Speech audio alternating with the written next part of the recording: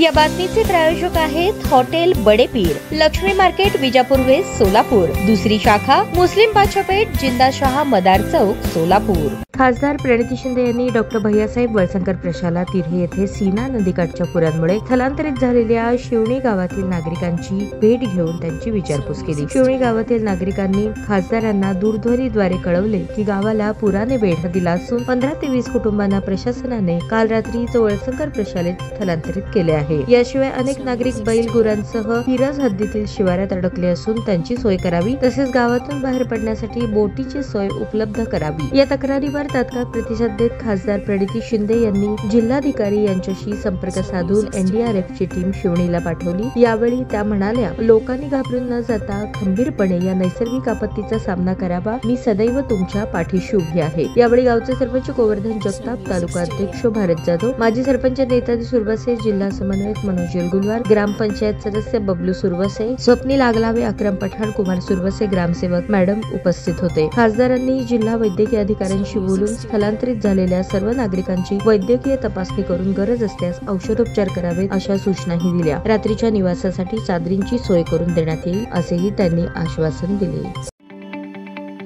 ताज्या बातम्या पाहण्यासाठी प्राईम महाराष्ट्र न्यूज चॅनलला सबस्क्राईब करा।